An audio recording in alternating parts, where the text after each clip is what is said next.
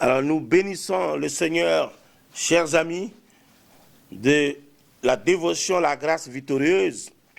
Nous sommes contents de reprendre encore avec vous ces temps bénis. Vous savez, nous voulons parler aujourd'hui du langage du perdu. Vous savez, derrière toute la création de Dieu se cache un langage. Parce que l'homme fait partie de la création. Il possède aussi un langage. La Bible illustre bien le langage de l'âme. Il dit, un cœur joyeux rend le visage serein.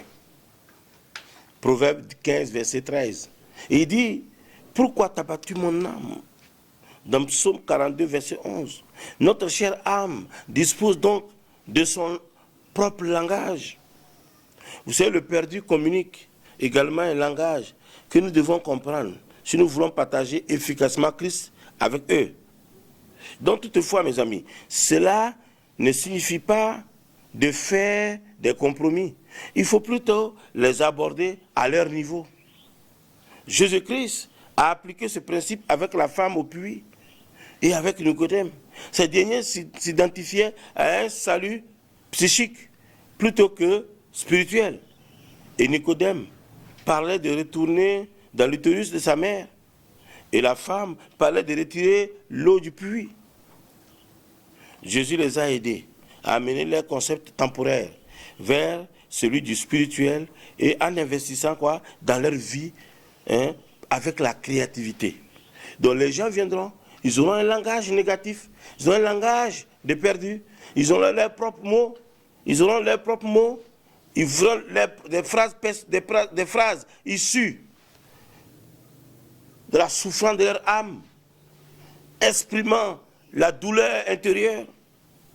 Et puis nous allons pouvoir communiquer l'évangile en faisant attention à leur manière de faire. Nous devons apprendre à communiquer avec les perdus en partageant leur fardeau. Parce que dans leur langage, le fardeau est révélé. La souffrance intérieure est révélée, exprimée, exposée. Et Paul a fait cela dans Romains 9, verset 2. Il dit, j'éprouve une grande tristesse. J'éprouve une grande tristesse et j'ai dans le cœur un chagrin continu. Son fardeau était lourd, au point de vouloir échanger son salut pour l'amour du peuple. Et c'est vraiment important, mes amis, qu'on puisse comprendre que le perdu a un langage. Et dans Jean 3, verset 4, il dit, Nicodème lui dit, mais comment un homme peut-il naître quand il est vieux? Peut-il rentrer dans le sein de sa mère et naître? Voici quelqu'un qui n'a pas compris grand-chose. Et dans Romains 9, verset 3, il dit, car je voudrais moi-même être anathème et séparé de Christ pour mes frères, mes parents selon la chair. Très important qu'on puisse comprendre cela, qu'on puisse le réaliser, que nous avons besoin de réaliser le langage des perdus. Ils attendent la vie, ils veulent la vie, ils cherchent la vie, ils poursuivent la vie.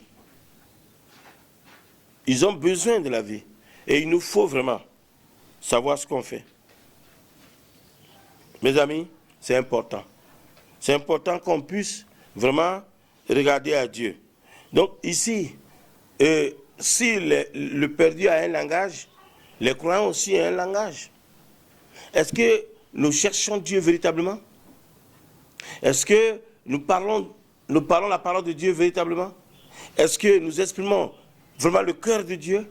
Parce qu'on peut avoir la Bible sans le cœur de Dieu. On peut avoir une église sans le cœur de Dieu. On peut avoir des relations sans le cœur de Dieu. On peut entreprendre des choses spirituelles sans le cœur de Dieu. Mais, frère, le cœur de Dieu est très important. Le cœur de Dieu est très important. Et il nous faut penser avec le cœur de Dieu. Il nous faut réfléchir avec le cœur de Dieu. Mes amis, laissons Dieu toucher notre cœur. Et tournons-nous vers ceux qui ne le connaissent pas. De la bonne manière. Tournons-nous vers ceux qui ne le connaissent pas. En les écoutant. Tournons-nous vers ceux qui ne le connaissent pas. En exposant le glorieux évangile. L'évangile de non-condamnation. Que Dieu vous bénisse.